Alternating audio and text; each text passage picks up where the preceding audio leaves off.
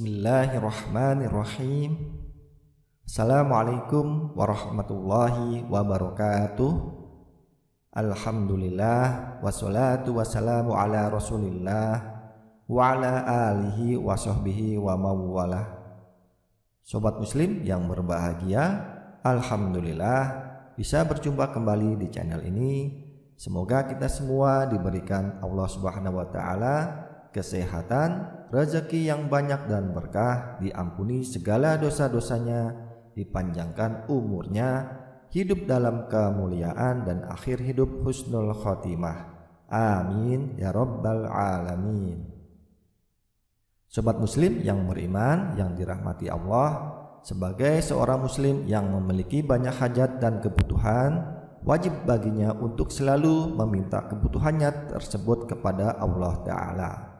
Berdoa setiap waktu, kapanpun dan dimanapun ada kesempatan.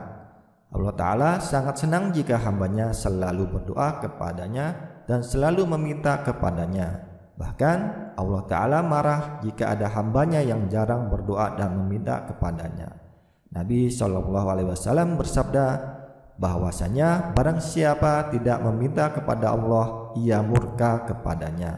Hadis riwayat Tirmidzi.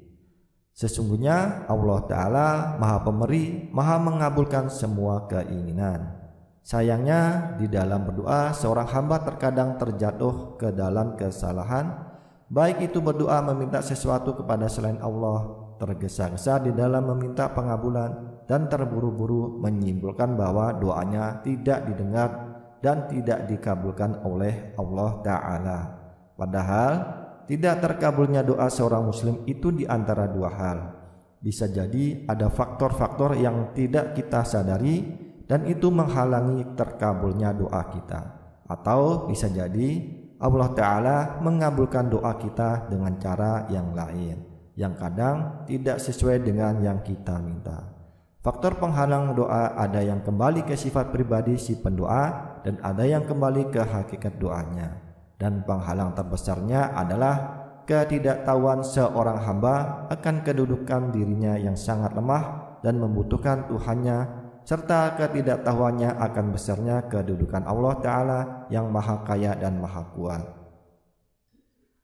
Di antara penghalang-penghalang terkabulnya doa yang lain adalah: pertama, tidak sempurna dalam bertobat dari semua kemaksiatan. Oleh karenanya, sebelum berdoa hendaknya ia segera bertaubat dan beristighfar. Lihatlah bagaimana nasihat Nabi Nuh alaihissalam untuk kaumnya. Aku, Nabi Nuh, berkata pada mereka, beristighfarlah kepada Rabb kalian, sungguh Dia Maha Pengampun, niscaya Dia akan menurunkan kepada kalian hujan yang lebat dari langit, dan Dia akan memperbanyak harta serta anak-anakmu, juga mengadakan kebun-kebun dan sungai-sungai untukmu. Quran Surah Nuh ayat 10-12. Penghalang terkabulnya doa yang kedua, terburu-buru ingin dikabulkan serta merasa jemu dan meninggalkan doa.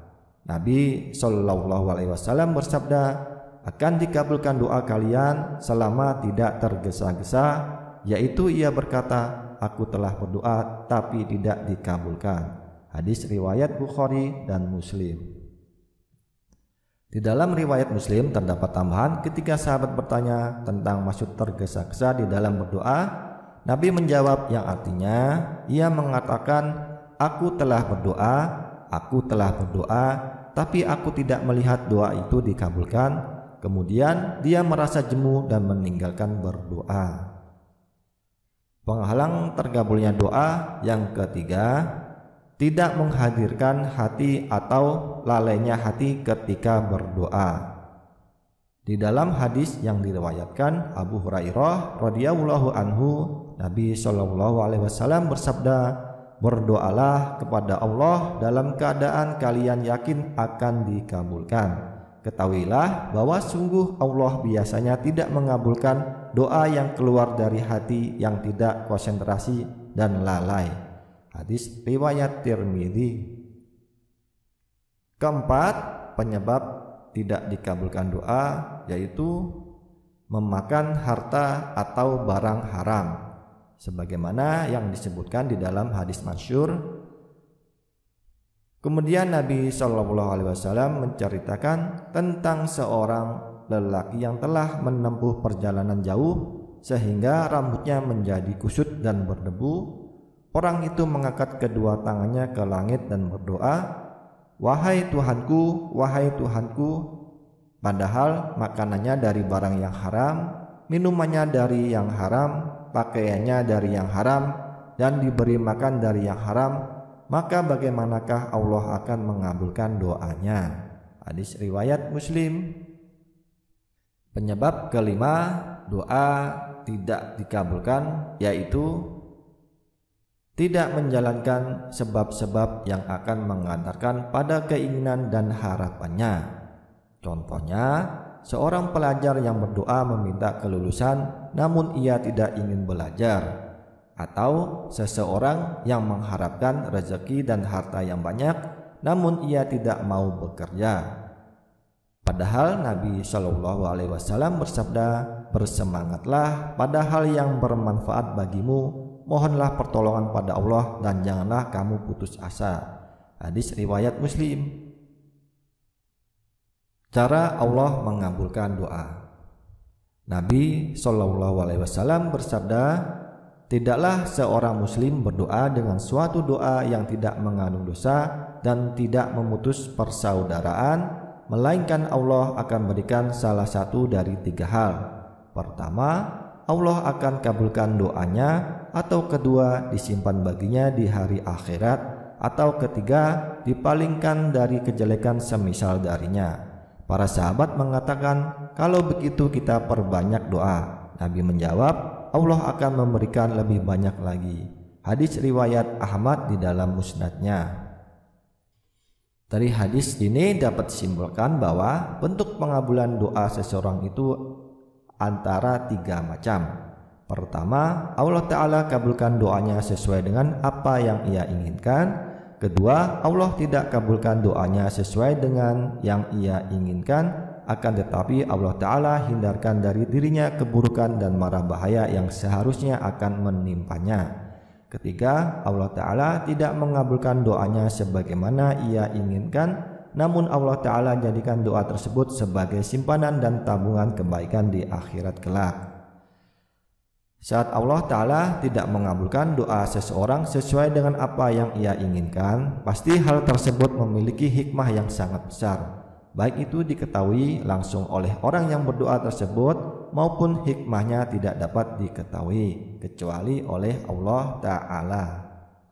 Oleh karenanya, seorang muslim yang kuat imannya saat mendapati bahwa doanya tidak kunjung dikabulkan oleh Allah Ta'ala, maka ia tidak boleh berputus asa, berhenti dari berdoa, bahkan menyalahkan Allah Subhanahu wa Ta'ala.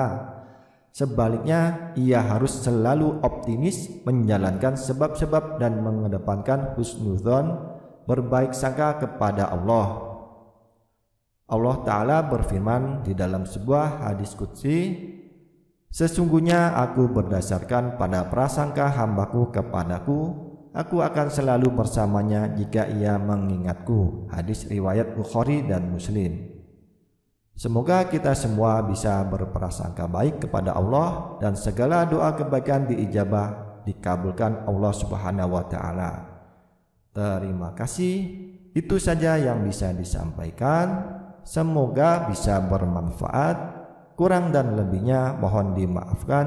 Wabillahi taufik wal hidayah. Wassalamualaikum warahmatullahi wabarakatuh.